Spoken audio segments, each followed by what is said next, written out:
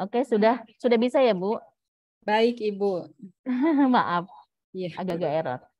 Oke, materi saya adalah asuhan keperawatan gangguan gagal ginjal akut.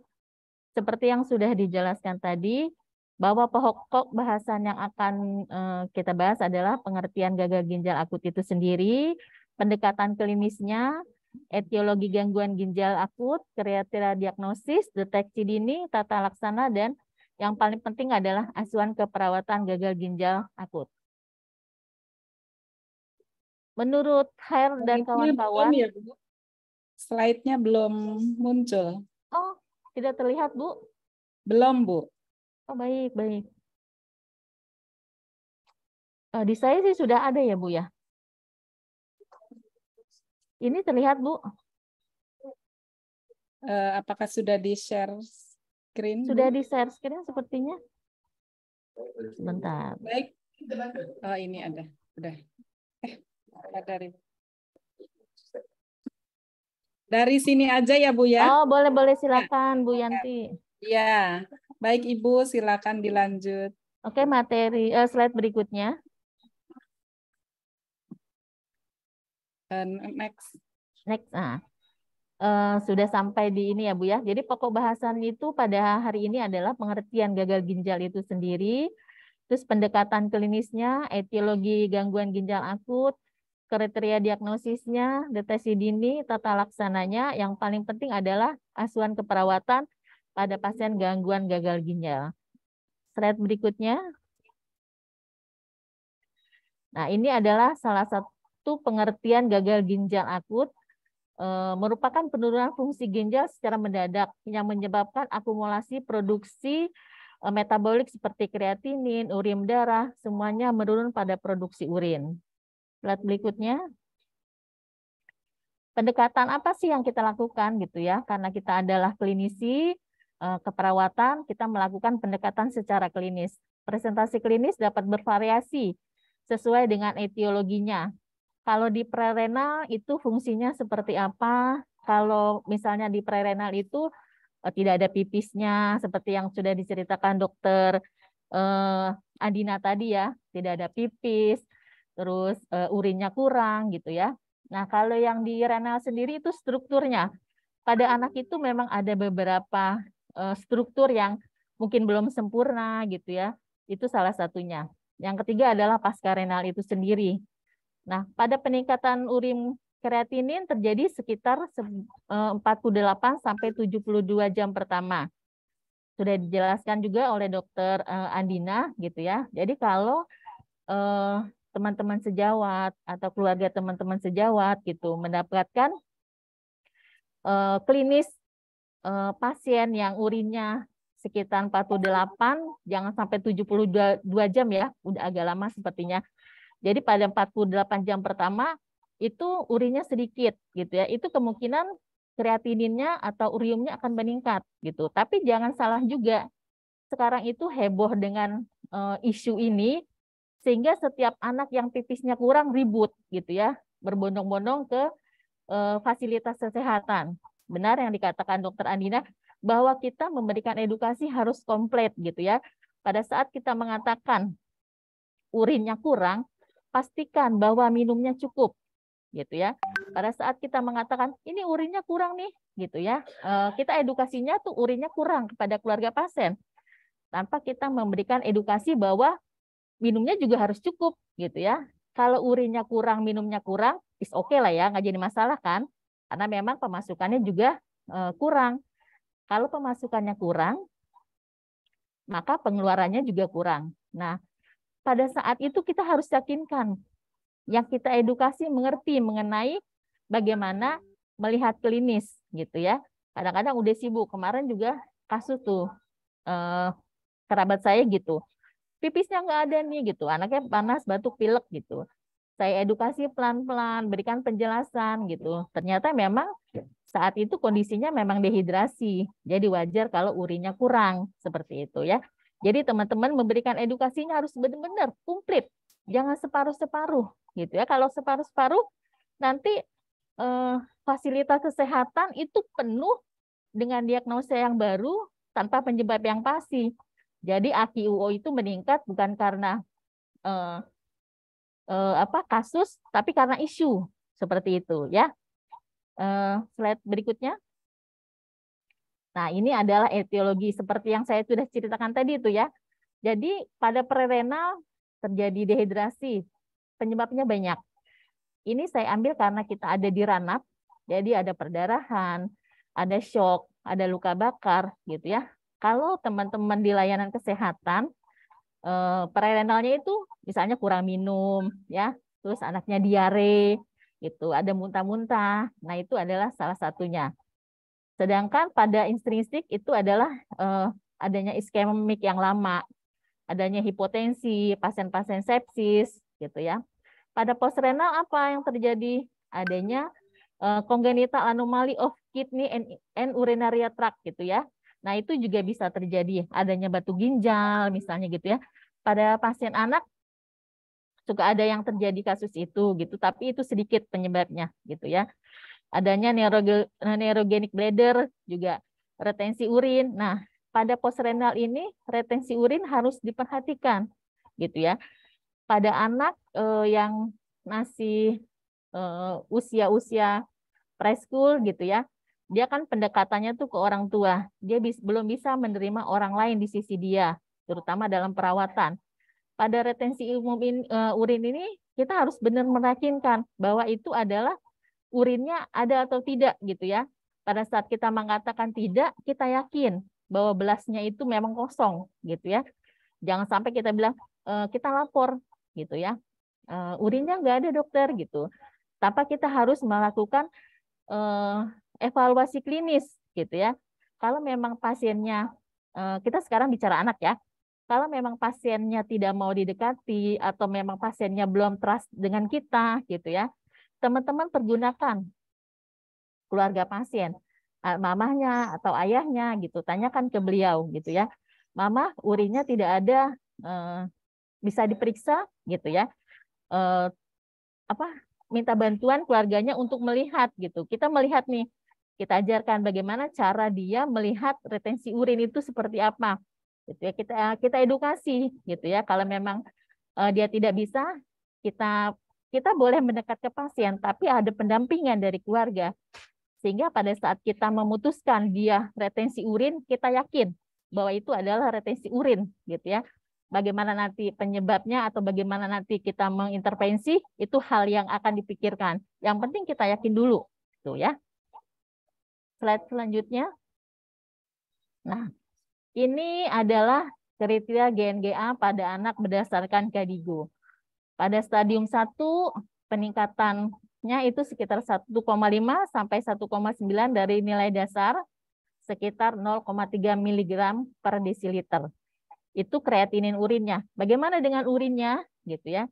Jadi kalau selama dia dirawat 6 bulan atau selama 6 bulan sampai 12 jam, yang dikatakan dokter Andina tadi, urinnya itu sekitar 0,5. Itu dikatakan pada stadium 1. Gitu. Ini masih kemungkinan kita bisa melakukan rehidrasi gitu ya. Kalau di rumah minum aja dulu yang banyak gitu ya.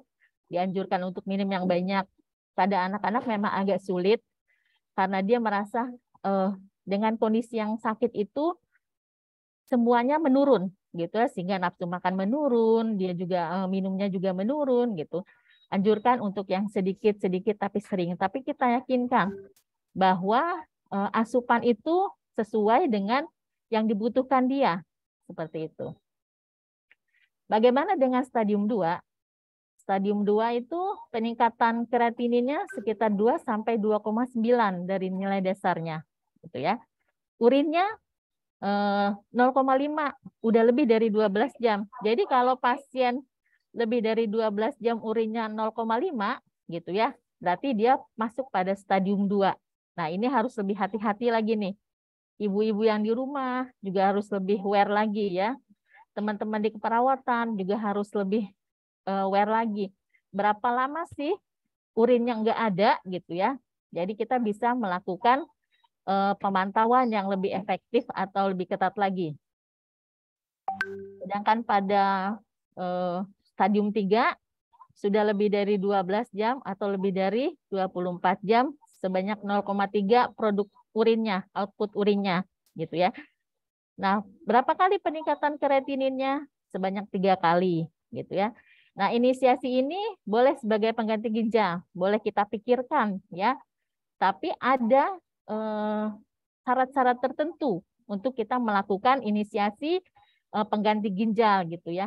Kalau yang LFG-nya kurang dari 3 gitu, ini udah ada hitungannya masing-masing. Nah, pada saat ini teman-teman adalah tenaga kesehatan yang paling dekat dengan pasien dan paling lama intens dengan pasien. Muncul ini adalah dari kita, bahwa kita mengatakan kepada tenaga medis atau dokter, dokter urinnya sudah sekian cc per kilo per jam selama sekian jam gitu ya. Intervensi apa yang harus kita lakukan? Kita harus bisa berkolaborasi dengan mereka gitu ya. Karena kita harus bisa melakukan suatu rekomendasi gitu. Jangan kita terima aja nih gini ya nurse, gini ya nurse gitu, enggak. Tapi kita sebagai tenaga kesehatan yang profesional harus bisa memberikan rekomendasi kepada mereka bahwa ini harus diintervensi. Kalau ini tidak diintervensi akan terjadi seperti ini. Kita sudah bisa melihat itu ke depan gitu ya. Berapa jam ke depan itu harus kita bisa lihat dengan gejala klinis yang kita lihat sekarang seperti itu ya. Semangat perawat Indonesia, kita pasti bisa. Lanjut. Nah, perbandingan dengan Kadigo dan Kreatia Rifli itu ada 2. Mereka memperbandingkan antara produksi urin dan kreatininnya gitu ya. Pada Kadigo, pada resiko 1 sekitar 1,5 sampai 1,9. Pada refill kreatininnya sekitar 1,5 kali. Nah, lebih dari 25%, tetapi ada penurunan lanjut ginjal ya. Begitu juga di Kadiko, produksi urinnya sekitar 0,5 gitu ya. Nah, dari sini kita bisa membandingkan kira-kira pasien kita itu kriteria yang mana. Boleh dipakai yang mana aja sebenarnya ya. Yang penting kita tahu bahwa ini adalah kriteria-kriteria pasien gagal ginjal. Mohon maaf, apakah suara saya terdengar lebih besar? Jelas, Ibu. Oke, jelas. Slide berikutnya. Nah, seperti yang sudah saya ceritakan tadi, bahwa pemantauan pada pasien ini yang paling dasar itu adalah pengeluaran atau output urin, gitu ya. Teman-teman harus tahu, urin normal pada setiap anak itu berbeda-beda, berbeda dengan orang dewasa, gitu ya. Pada anak itu begitu banyak inovasi atau begitu banyak ilmu yang harus dipunya, gitu ya. Secara varian umurnya itu banyak, varian umurnya berbeda gitu ya, sehingga menurut saya skill ilmu pengetahuannya itu lebih banyak ketimbang orang-orang dewasa. Orang dewasa hanya memikirkan tidak memikirkan berat badan dan umurnya dia. Sok mau berapapun yang penting udah lewat dari 18 tahun urinnya 0,5 is okay. Pada anak tidak, dia harus memikirkan anak ini umurnya berapa, produksi urinnya berapa, berapa berat badannya, berat badan sesuai umurnya berapa, bagaimana dengan dia yang obesitas, bagaimana dia yang gizi buruk. Pada pasien yang kedua ini harus mempertimbangkan berat badannya. Kalau yang obesitas, pakai berat badan yang mana? Pakai berat badan aktual kah? Pakai berat badan sesuai umur kah? Pakai berat badan kering kah? Gitu ya. Begitu banyak ilmu dalam asuhan keperawatan anak yang harus teman-teman pelajari. Seperti itu ya. Nah, dari sini kita bisa melihat di neonatus itu sekitar 2-3 cc per kilogram berat badan ya. Jadi kalau teman-teman mendapatkan urin pada pasien bayi kurang dari 2-3 cc per kilogram berat badan per hari, teman-teman harus udah aware, sudah harus care gitu ya. Tapi ingat juga bahwa urin yang menjadi patokan ini yakinkan bahwa input harus sesuai. Jadi teman-teman balik lagi, hitung lagi kebutuhan cairannya berapa. Kira-kira kebutuhan cairan pada bayi itu berapa cc selama 24 jam. Jangan kita berpatokan urinnya 2-3 cc, tetapi kebutuhan cairannya tidak terpenuhi. Itu salah juga gitu ya. Jadi ilmunya harus benar bersinergi gitu ya. Jangan tahu satu sisi, tapi sisi yang menyebabkan sisi ini bermasalah kita tidak tahu. Nah, seperti itu. Untuk yang 1 bulan sampai 11 tahun itu 2 mili per kilogram per hari. Ini juga tergantung berat badan dan umur anak itu sendiri, gitu ya. Bagaimana dengan anak yang 1 tahun sampai 12 bulan? Itu urinnya cukup 1 sampai 2 cc per kilo saja, gitu ya. Nah, sedangkan pada adolescent atau 12 tahun ke atas atau kita yang dewasa seperti sekarang kita nih cukup 0,5 sampai 1 cc. Dia dikatakan urinnya cukup jika produksi per cc per kilo per hour-nya itu 0,5 sampai 1 cc.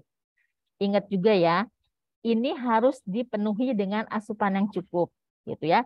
Kalau ibu berat badannya misalnya 50 kilo itu minimal harus sekian liter. Kalau enggak sekian liter, urinnya segini ya jangan jadi takut gitu ya. Tapi penuhi dulu kebutuhannya, baru kita bisa menghitung berapa pengeluaran yang harus dikeluarkan, apakah itu normal atau tidak. Oke, slide berikutnya. Nah, pada pasien itu kita punya yang namanya IWL, terutama pada pasien ginjal gitu ya. Pengeluaran urin itu kan tidak banyak. Kalau kita menghitung kebutuhannya berdasarkan holiday sigar ataukah berdasarkan kebutuhan per 24 jamnya gitu ya. Itu dengan sekian hari cairan tertahan di tubuhnya gitu ya.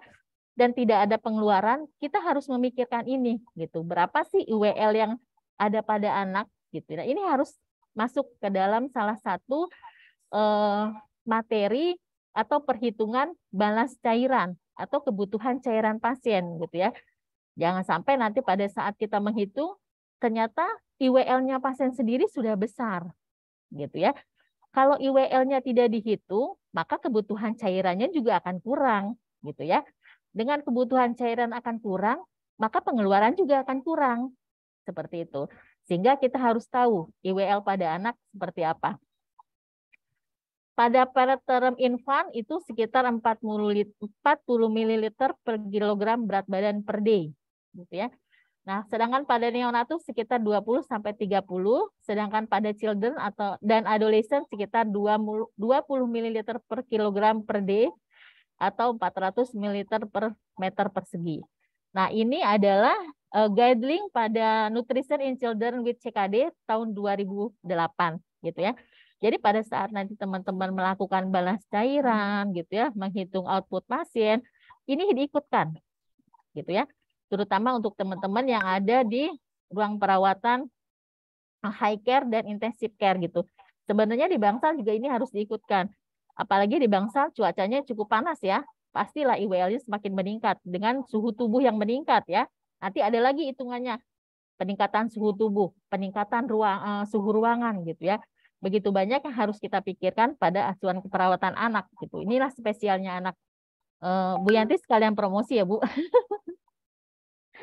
Oke, slide berikutnya. Nah, tata laksana yang dilakukan yaitu terapi etiologi. Penyebabnya apa? Gitu ya. Setelah itu kita atasi gangguan. Biasanya pada pasien gagal ginjal itu terjadi gangguan elektrolit dan asam basa, gitu ya. Kita cari penyebabnya. Gangguan elektrolitnya yang terjadi seperti apa? Terus asam basanya yang terganggu apa? Gitu ya. Pada pasien gagal ginjal akut, ilmu yang dipakai nggak cuma satu. Begitu banyak ilmu yang harus kita punyai di dalam melakukan asuhan keperawatan pada pasien gagal ginjal gitu ya.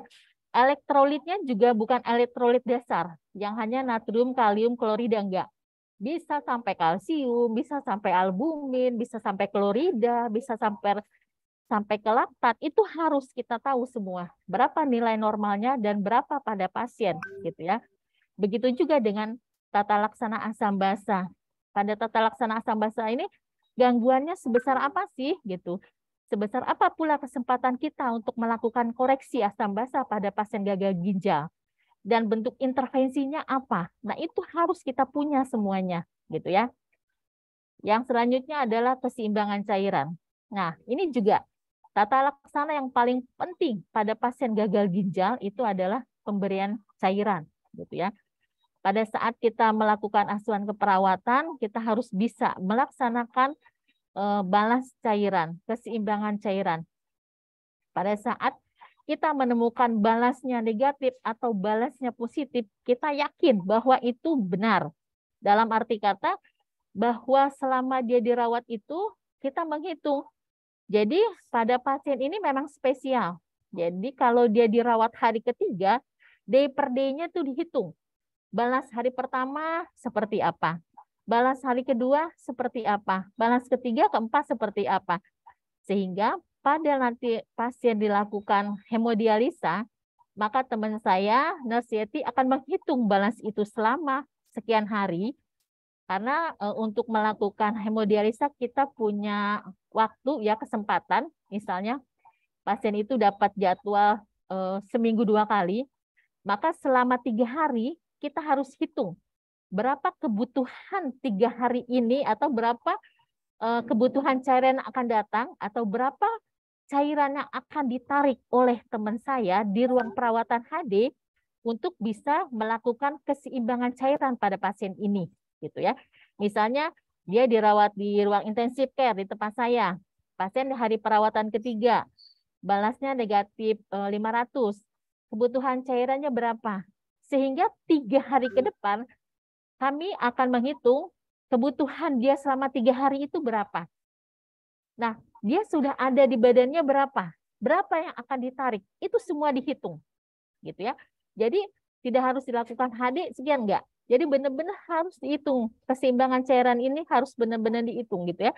Kalau ini tidak dikerjakan, maka ginjalnya bukan tambah bagus, malah tambah jelek, gitu ya. Misalnya balasnya kita tahu hari ini cuma 200 nih, gitu kan. Berarti kan 200 ini yang akan kita pikirkan ke depan. Berapa kebutuhan ke depannya nih? Selama dia tidak ditarik, gitu ya, selama dia tidak dilakukan hemodialisa, ini harus kita pikirkan. Jangan memikirkan ini, tapi lihat selama dia dirawat di sini berapa hari, berapa balasnya, berapa kebutuhan cairannya, berapa nanti cairan akan ditarik, sehingga kebutuhan cairan yang akan datang kita sudah pikirkan. Seperti itu. Yang keempat adalah nutrisi. Ini juga tidak kalah pentingnya, karena di dalam nutrisi ini kita menghitung semua. Pada gagal ginjal ada gangguan elektrolit dan asam basa. Pada nutrisi ada. Ternyata ada elektrolit yang diberikan di dalam pemberian nutrisi. Itu harus dihitung. Elektrolitnya hasilnya apa? Gitu ya. Sehingga kita bisa menghitung misalnya elektrolitnya hiponatremi. Kalau kita memberikan nutrisi parentral atau entral, kita harus mengetahui dalam pemberian itu berapa elektrolit natrium yang ada di dalam cairan nutrisi itu. Gitu ya. Jadi kita harus tahu sebenarnya ilmu ini bukan hanya di ruang intensive care, tapi di ruang ranap biasa ini dikerjakan. Karena critical care itu adanya di mana-mana. Gitu ya. ICU itu, PICU itu bedanya cuma ventilatornya aja. Tapi kalau ilmunya semua sama. Ilmu ventilator aja yang beda. Kalau ilmu yang lainnya semua sama. Mau taruh dimanapun pasien semua sama. Bedanya cuma di bangsal nggak pakai ventilator. Kalau di PICU pakai ventilator, itu aja. Kalau mengenai yang lainnya harusnya semua sama. Sehingga teman-teman semua harus punya persepsi, harus punya ilmu pengetahuan yang sama untuk menangani pada pasien ini. Seperti itu ya. Yang selanjutnya adalah mengatasi komplikasi, hipertensi, kejang, dan anemia. Nah, ini juga harus benar-benar diperhatikan. Pada kasus yang kami rawat, hari ketiga keempat itu pasiennya ada gejala kejang, gitu ya.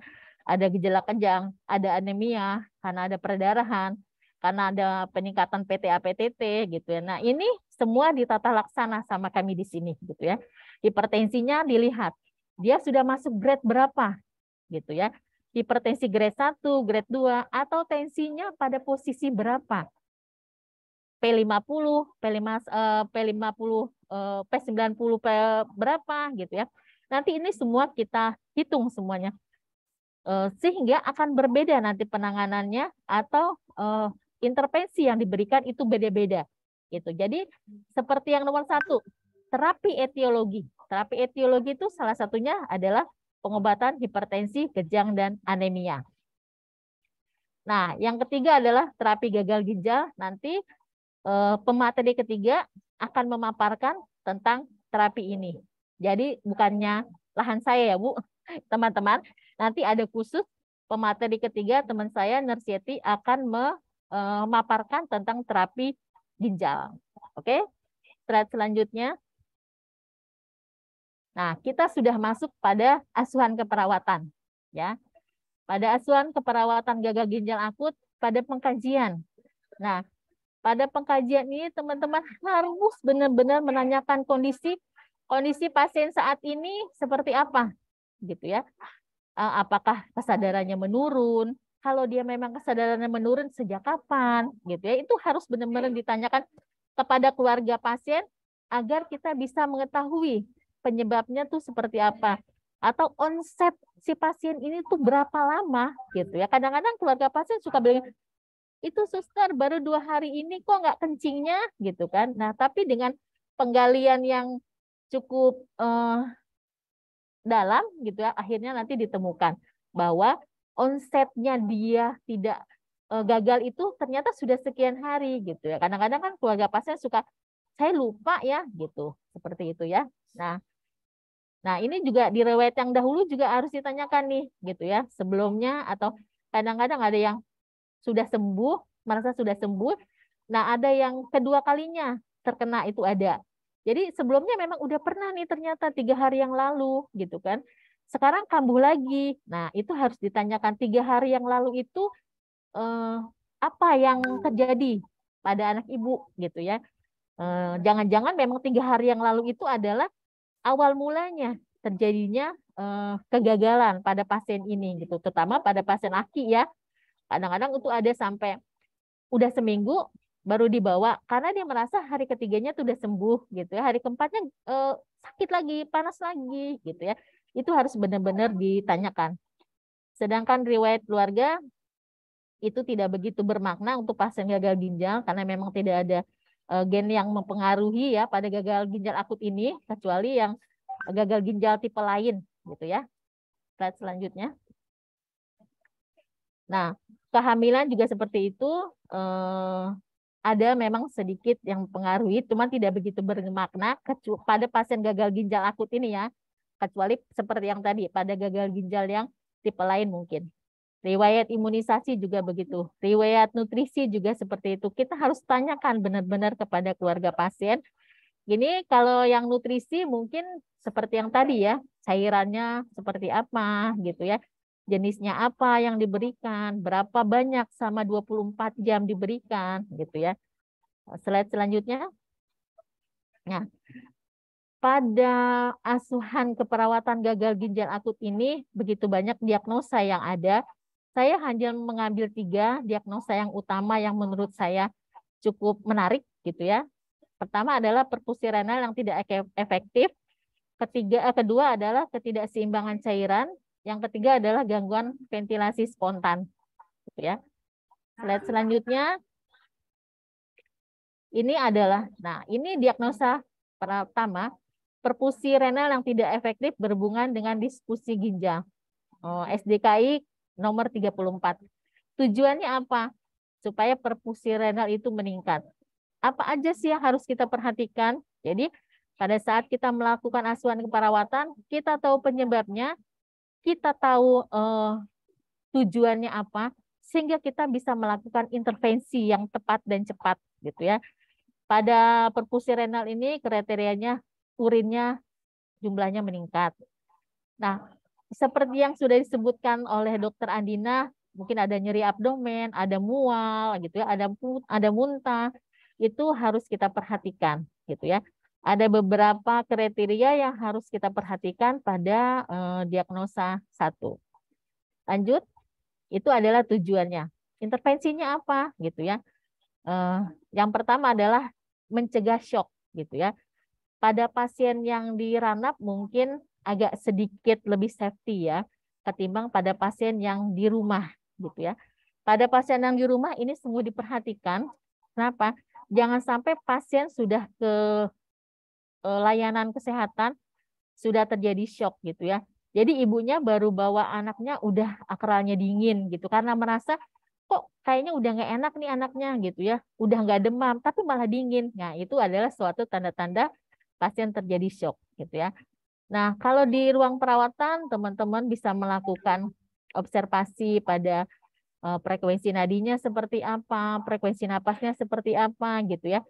Pada anak ini juga bervariasi gitu ya. Berapa nadi atau frekuensi napas yang kita harus ketahui pada anak-anak itu semua berbeda-beda berdasarkan umur mereka gitu ya. Terapinya apa aja sih pada pasien ini gitu ya? Pertahankan oksigenisasi gitu ya. Apakah mempertahankan oksigenisasi dengan memberikan oksigen? Belum tentu. Pertahankan oksigenisasi belum tentu kita kasih oksigen. Karena penyebab kebutuhan oksigen meningkat itu bukan hanya kekurangan oksigen, bukan. Mungkin oksigennya cukup, tapi suplainya nggak cukup. Itu penyebabnya banyak, harus kita kaji, gitu ya. Salah satunya adalah pada pasien anak rasa nyaman. Kalau dia tidak nyaman, maka semua tubuhnya melakukan retriksi, gitu ya, sehingga oksigenisasinya juga nggak bagus, gitu ya. Terlihat anak sianosis, sebenarnya dia nggak sianosis, dia sedang cemas. Teman-teman harus bisa membaca klinis itu, gitu ya. Pada saat melihat pasiennya sianosis, buru-buru nyari oksigen, bukan buru-buru cari penyebab, gitu ya. Oksigen itu adalah terapi yang utama, tapi bukan yang pertama, gitu ya. Jadi boleh aja teman kasih oksigen boleh, tapi tahu dulu sebabnya apa, gitu ya. Bahwa terapi oksigen itu boleh diberikan kalau jika memang benar-benar oksigen yang dibutuhkan pasien itu diperlukan, gitu ya. Kedua adalah intubasi pada pasien yang lebih berat, karena shock itu juga menimbulkan hemodinamik yang tidak stabil, gitu ya, asupan oksigen juga yang tidak bagus, sehingga memerlukan ini. Pasang jalur IV line, gitu ya, pasang kateter urin, lakukan skin test pada reaksi alergi. Lanjut. Slide berikutnya.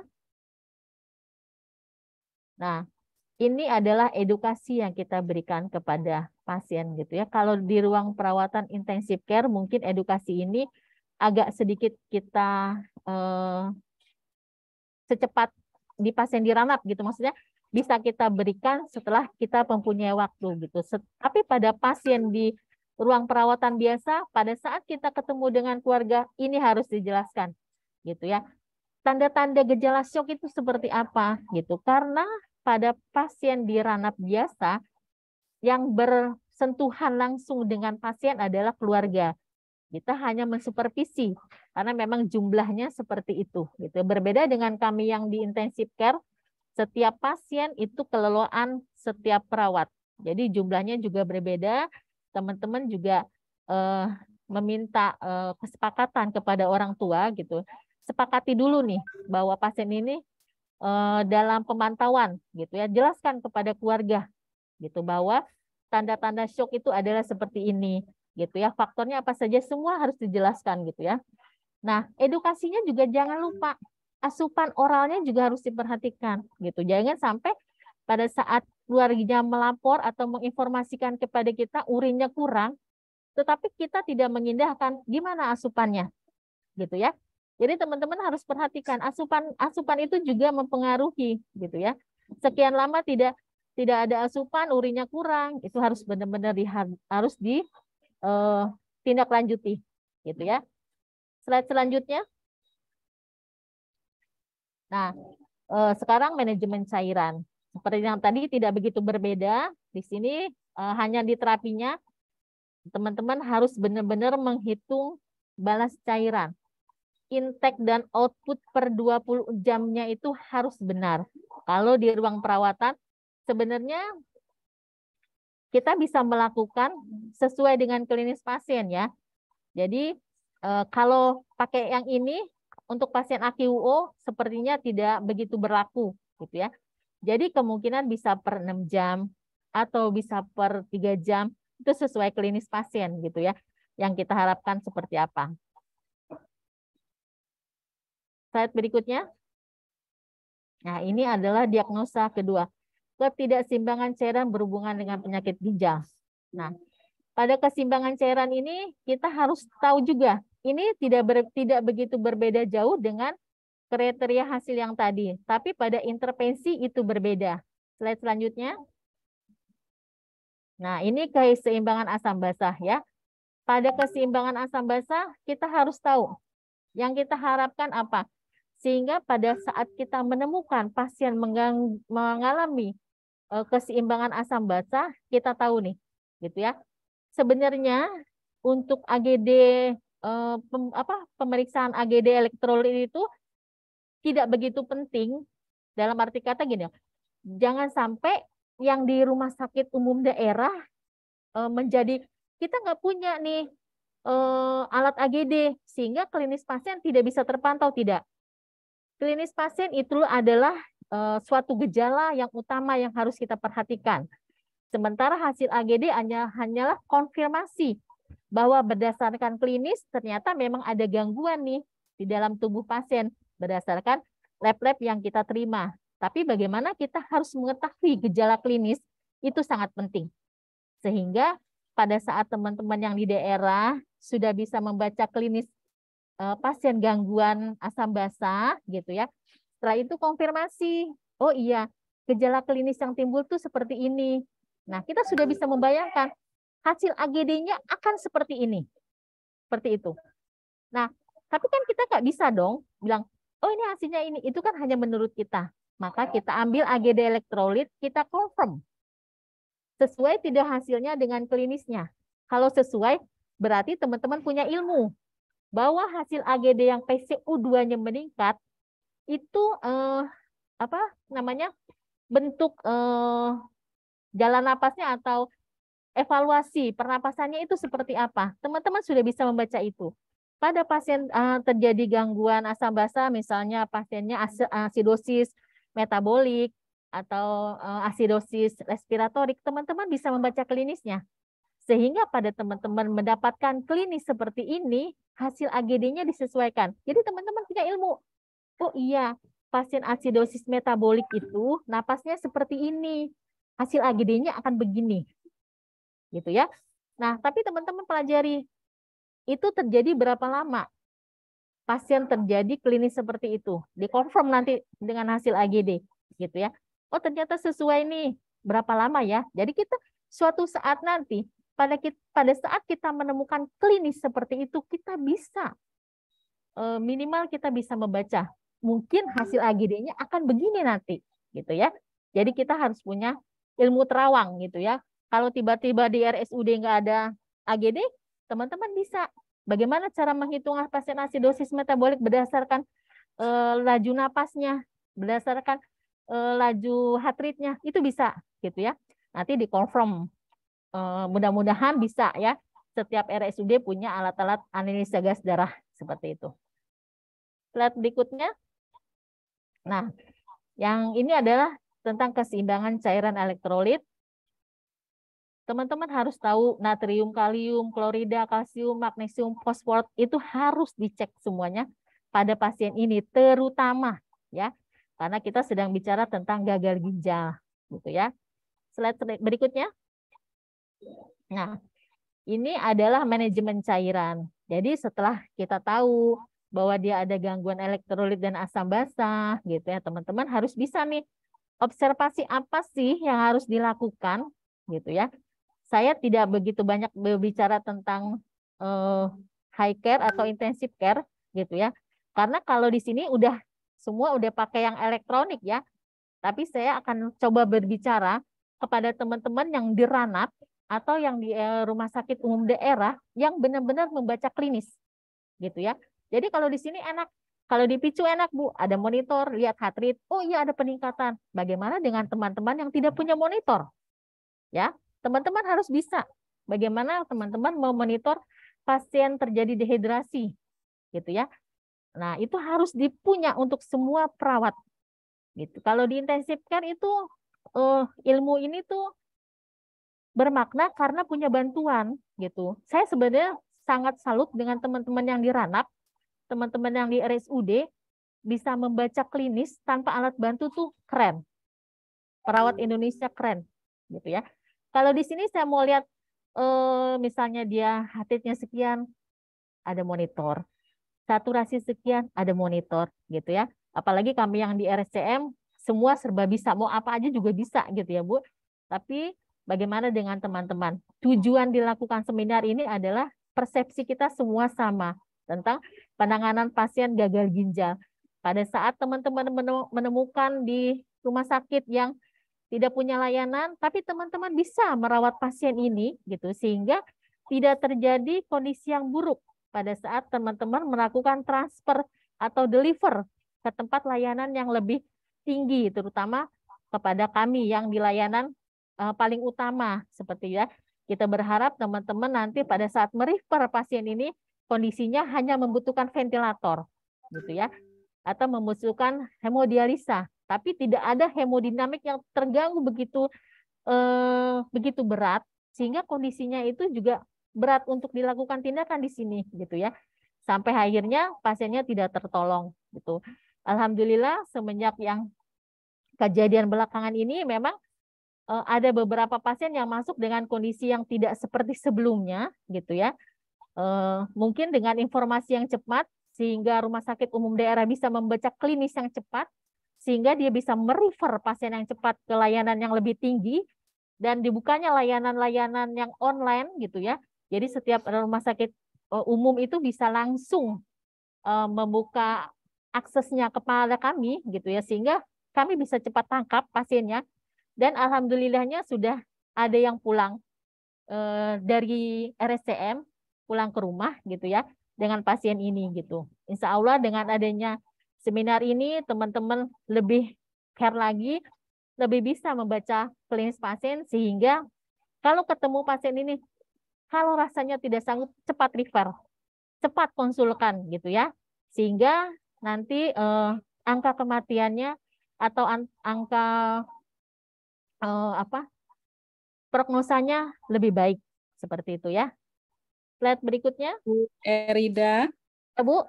Mohon maaf, sebenarnya waktunya sudah habis, tapi ya Allah. saya berikan lagi 10 menit. Oke, terima kasih, sangat, Bu. Sangat seru sekali ini materinya. Iya, benar-benar. Ya. Nah, ini pemantauan cairan tidak berbeda jauh dengan yang tadi ya. Teman-teman harus benar-benar monitor berat badannya, tekanan darahnya berapa gitu ya. Karena memang kasusnya pada anak ya, Bu. Jadi mungkin agak lebih panjang kayaknya bahasannya ketimbang dewasa gitu ya. Selanjutnya, slide berikutnya. Nah, ini adalah terapeutik dan edukasinya. Slide berikut. Nah, teman-teman, saya punya beberapa gambar bagaimana caranya kita mengukur produk urin gitu ya.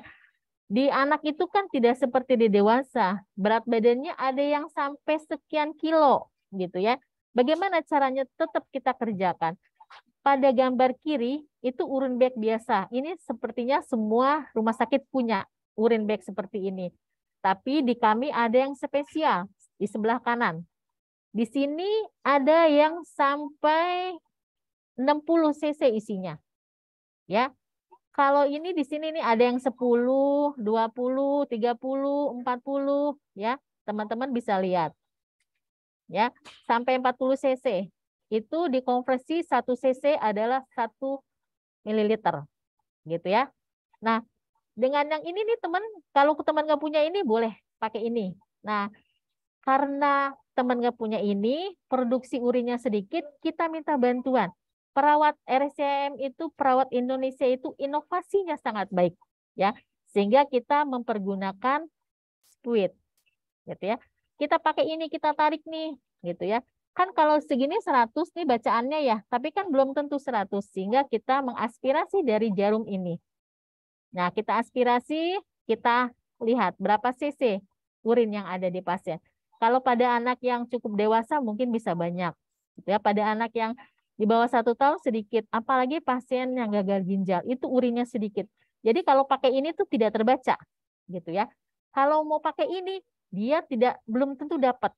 Karena tidak semua pasien dapat ini. Ini pasien-pasien transplant yang spesial yang dapat ini. Gitu ya. Yang ini sepertinya belum masuk ke dalam BPJS, jadi dapatnya biasanya yang ini aja. Bagaimana kita menginovasi supaya ini tetap kita kerjakan sebagai perawat di layanan anak, kita harus berinovasi. Seperti itu. Lanjut slide berikutnya. Nah, ini yang saya bilang tadi. Ini yang saya kerjakan di PICU. Jadi kalau tadi sudah ditarik, kita pergunakan sesuai kebutuhan. Dengan sped berapa? Kadang-kadang kan cuma 2 cc, 3 cc. Nggak mungkin kan kita pakai sped yang sebesar ini, kita cari sped yang lebih kecil. Kita tampung dulu di dalam penampung. Seperti itu. Ya. Bagaimana caranya kita bisa melakukan pengukuran output pada urin yang semaksimal mungkin kita kerjakan. Gitu ya. Kalau dengan Pampers kemungkinan.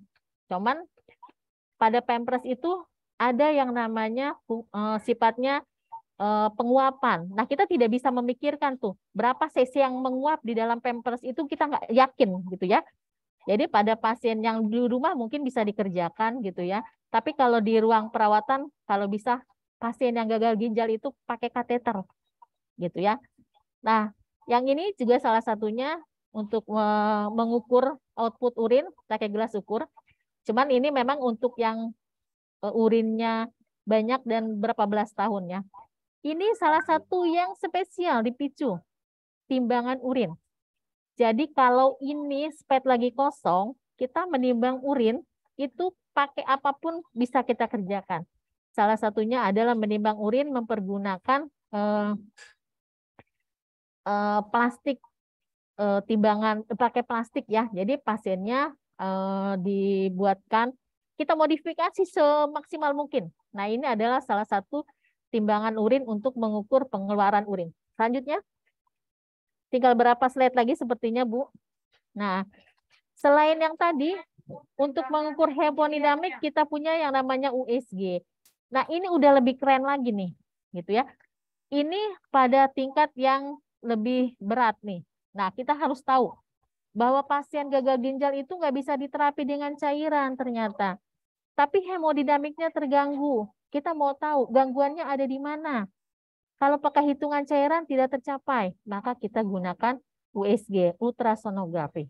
Ya, jadi dia bisa membaca kira-kira benar nggak nih cairannya kurang atau apa yang terganggu pada penurunan hemodinamik, gitu ya. Apakah kalau dikasih cairan lagi udah nggak mungkin rasanya, maka dipergunakan ini sehingga pada pasien-pasien yang sudah dirawat di sini bukan cuma cairan obatnya, ternyata ada inotropik, ada asupan dari kardio gitu ya, sehingga banyak.